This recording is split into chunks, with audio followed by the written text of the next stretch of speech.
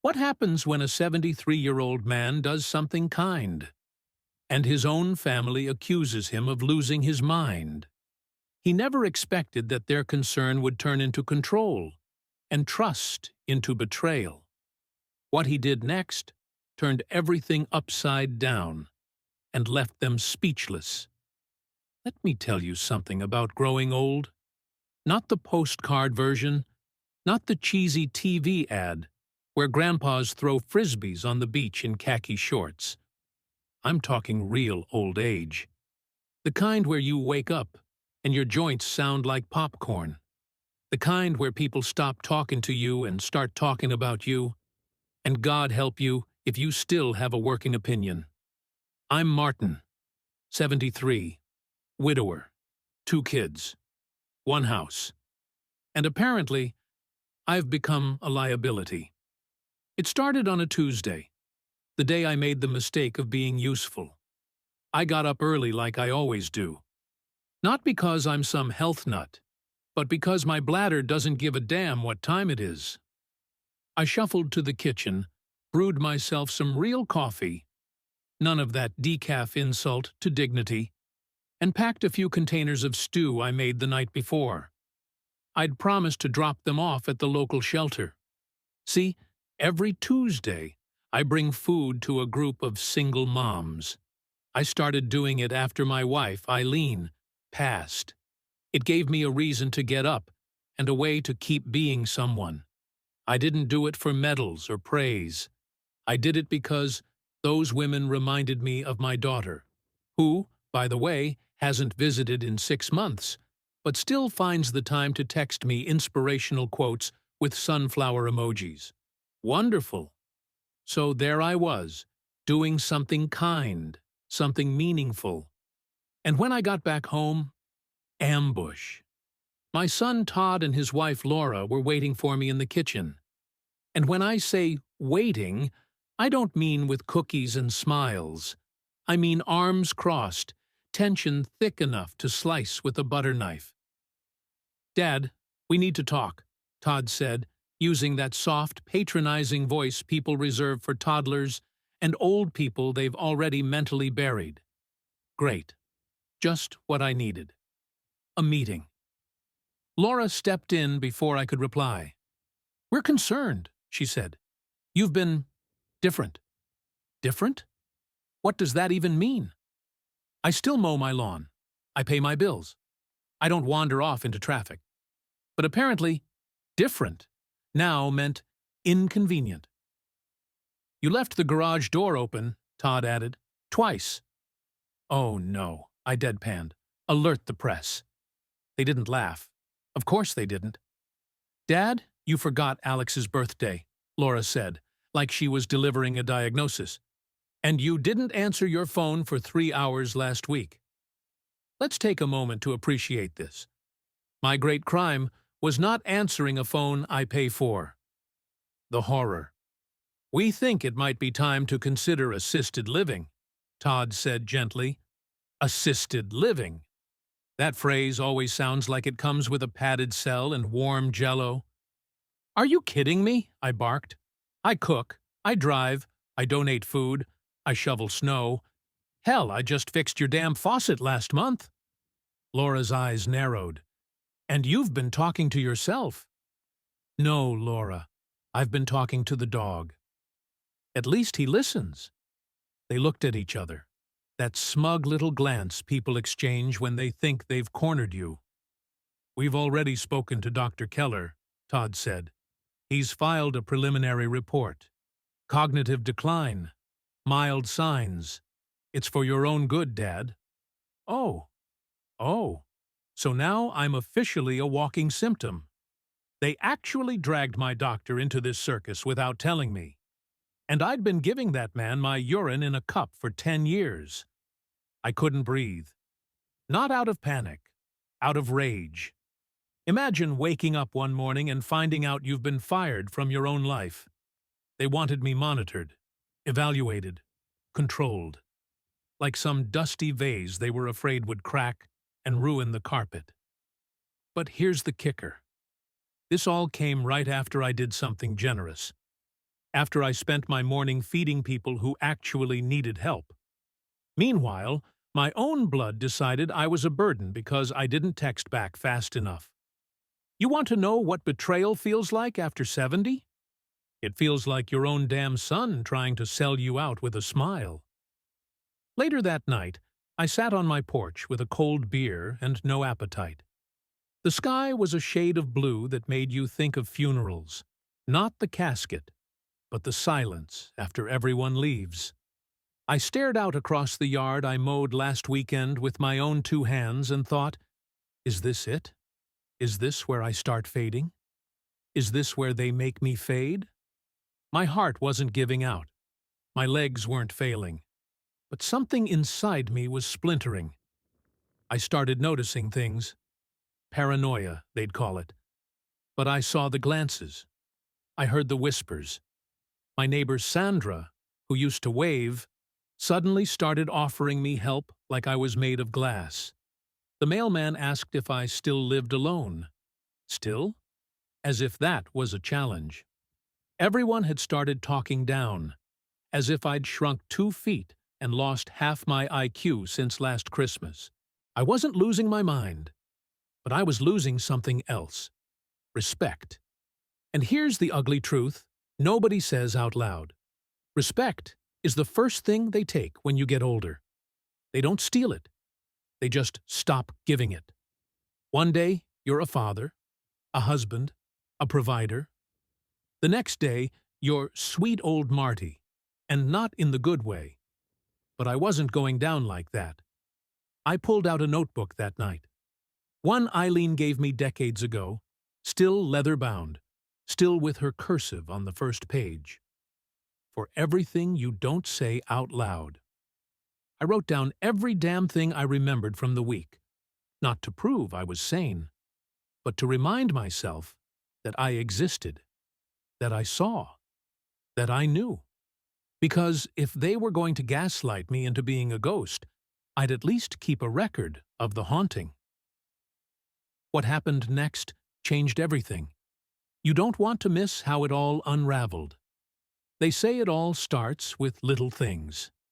A forgotten birthday, an unpaid bill, a misplaced word during conversation. That's how they start building the case against you, brick by brick, like they're preparing to seal you behind a wall made of doubts and diagnoses. Well, I was starting to feel the cement set. The morning after Todd and Laura staged their intervention, or whatever polite word they want to call that betrayal, I found a letter in my mailbox from some elder care agency. Follow-up services for cognitive wellness, it said, addressed directly to me. Funny thing is, I never signed up for anything, but I sure as hell know who did. So now I had caseworkers knocking on my front door, asking if I'd like someone to help me organize my medication. I take 2 pills, I told the poor kid, and they're color-coded. I'm not exactly cracking codes over here. But they didn't hear that.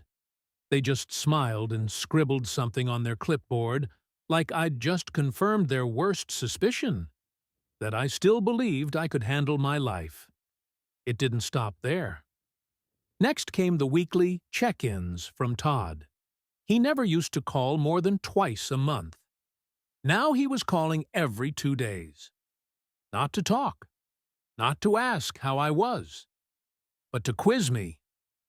What did you eat for breakfast, Dad? Did you remember to take the trash out? Did you go out today? Where? I half expected him to install cameras in my living room and strap a GPS to my ankle. The funny thing? I answered every question honestly.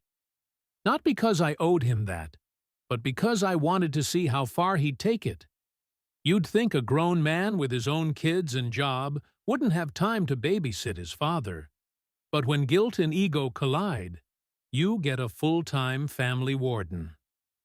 And then came the kicker.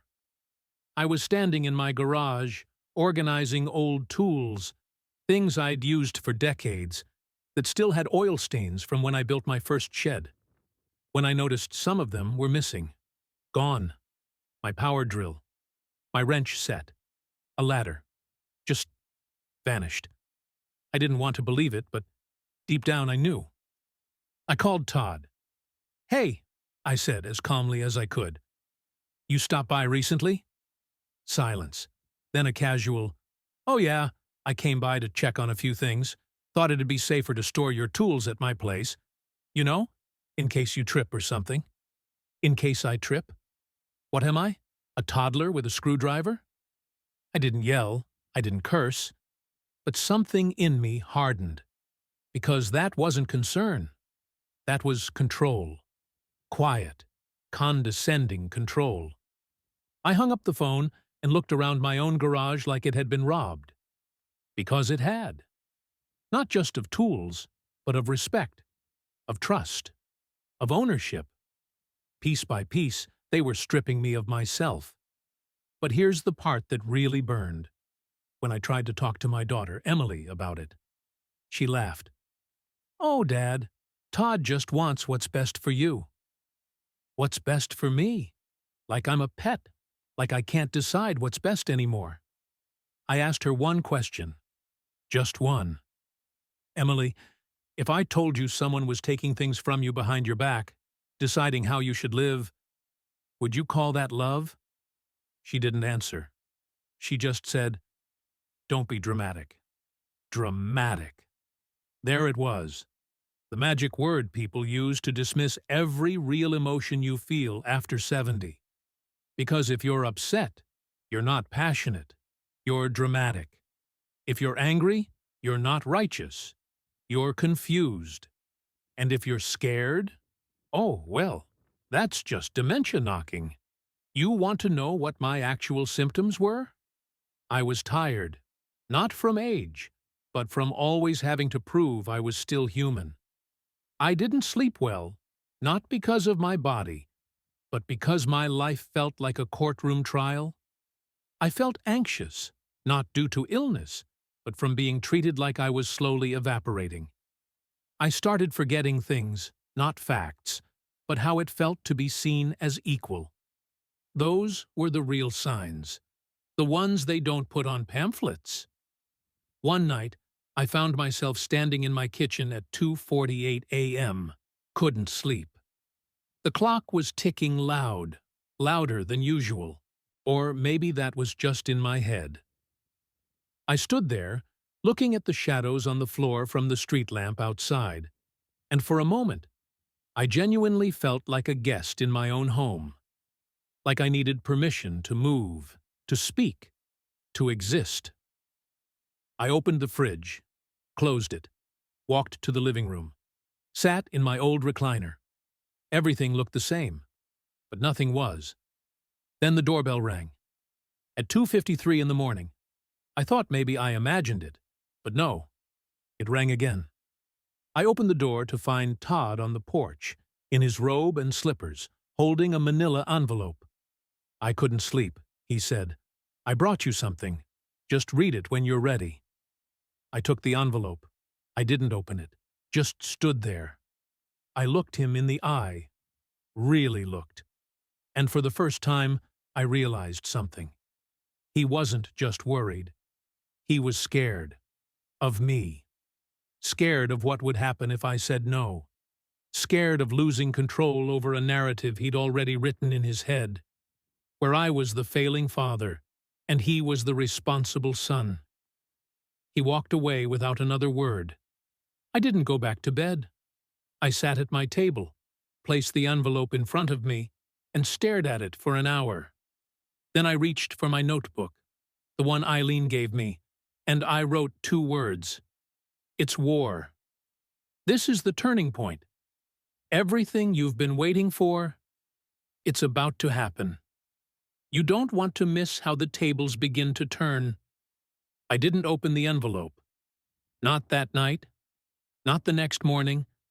I let it sit on the kitchen table like it was radioactive. Because I knew what was inside. Power of attorney documents. Maybe even a petition for guardianship. The paper version of, "We don't trust you anymore." Let me ask you something. Have you ever watched your child try to take your life away, In a manila envelope? No? Then I envy you. That morning, I went about my day like nothing happened. Because that's what we do, isn't it? We act like everything's fine until someone pushes us far enough that we stop pretending. I trimmed the hedges, refilled the bird feeders, swept the porch. Simple acts of rebellion. At around 1 p.m., I walked down to the post office. I could have driven, but walking reminded me I still had legs, and frankly, I needed to feel free. On my way, I passed Mrs. Connors, the widow on the corner. She used to bake banana bread every Sunday, but now she barely waved. "Still out and about, huh?" she said, like I was a raccoon that had strayed too far from the woods. "Yeah," I said. "Still vertical. Real miracle." She gave me a look, a cocktail of pity and relief that she wasn't me, and walked away. Another one down, I thought. Another person who's decided I've crossed the invisible line between man and problem. But I wasn't about to go down politely. When I got back home, the envelope was still there, waiting. I picked it up, walked out back, and dropped it into the fire pit. Didn't even open it. Lit a match and watched it burn. Dramatic? Maybe. But you don't hand a man a loaded gun and expect him not to pull the trigger. Let me tell you what happened next, because this is where everything started to shift. That weekend, my granddaughter Lily came over. Todd dropped her off like it was some kind of weekend errand. "Just for a few hours," he said. "We'll be back before dinner." He was lying. They came back the next day. Turns out, it was a test. Leave Lily with me and see how I function. Would I forget to feed her? Would I leave the door open? Would I wander off and forget where I lived? But here's the part that made their little plan unravel. Lily told me. She's 9. Old enough to notice when grown-ups whisper in the hallway. "Daddy said, if you forgot to feed me, you might have to go away." Go away. Like I was a broken appliance. I smiled at her, the kind of smile that hides rage like a blade under a napkin. We made cookies, played cards. I showed her how to fix a leaky faucet with duct tape and attitude. And then I did something they didn't see coming. I recorded the whole damn thing. Not in secret. I set my phone on the counter and hit record. I narrated my actions, time-stamped everything. Feeding Lily lunch, chicken sandwich, apple slices, 12:15 p.m. Checked the door. Locked.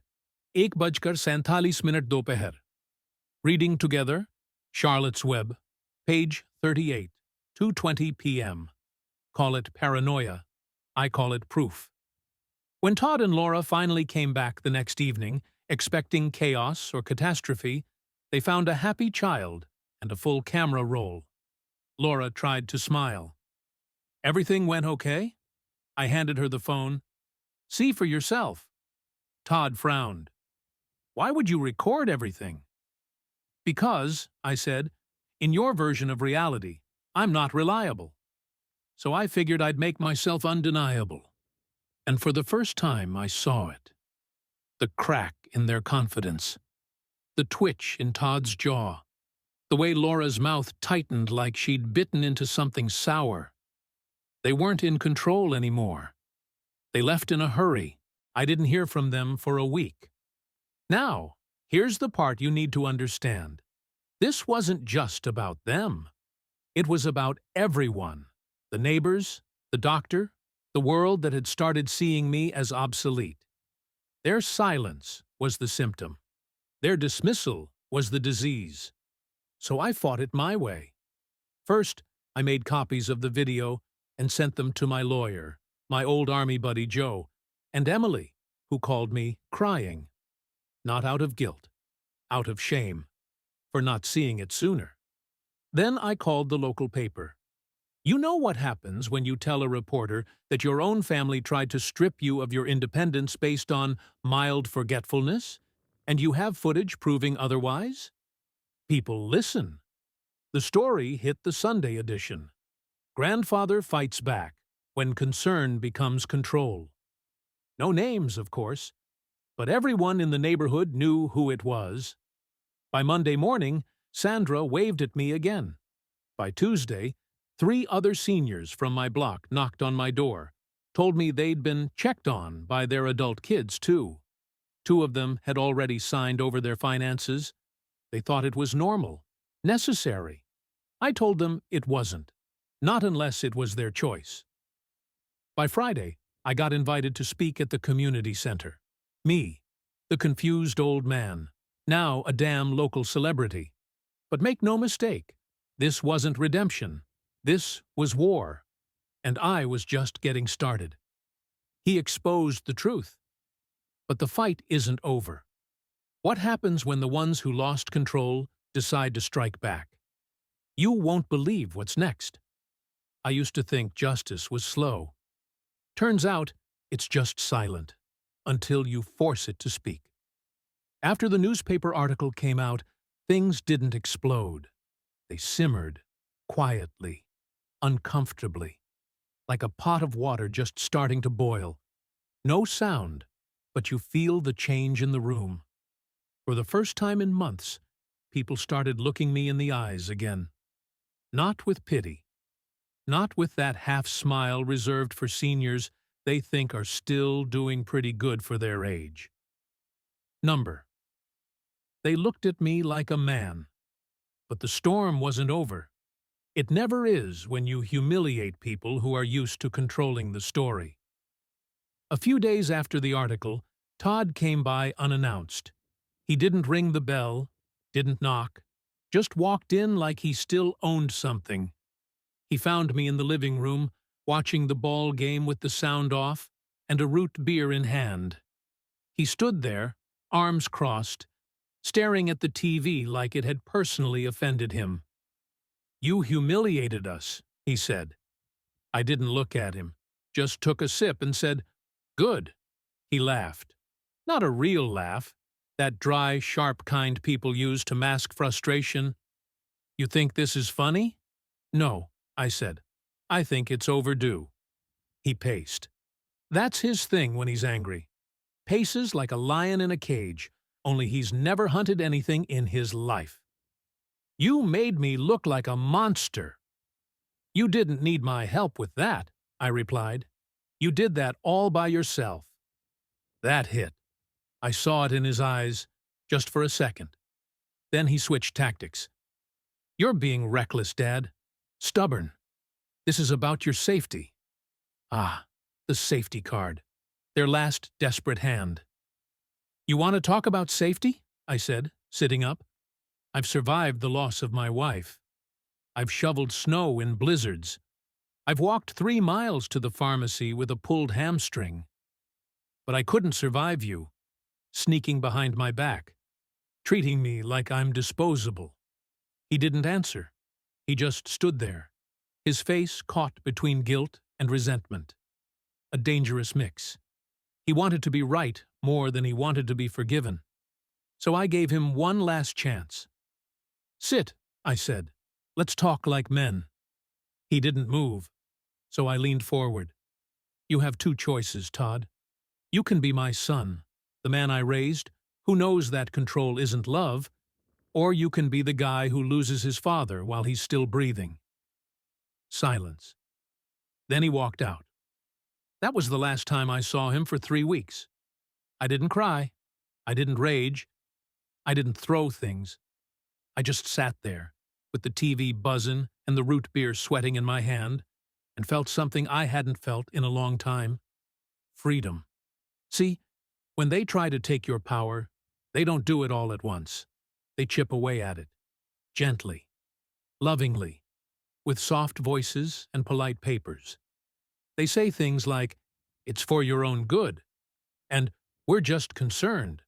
And by the time you notice, they've already changed the locks on your life. But when you take your power back, they panic.